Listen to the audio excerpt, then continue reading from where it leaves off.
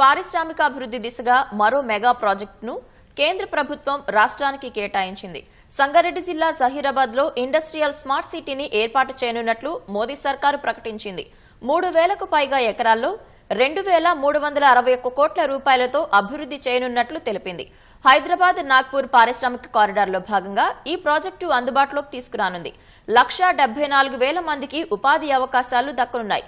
కేంద్రం ప్రకటించిన పారిశ్రామిక పార్క్ వల్ల జహీరాబాద్ రూపురేఖలు మారిపోతాయని స్థానిక పారిశ్రామికవేత్తలు హర్షం వ్యక్తం చేస్తున్నారు.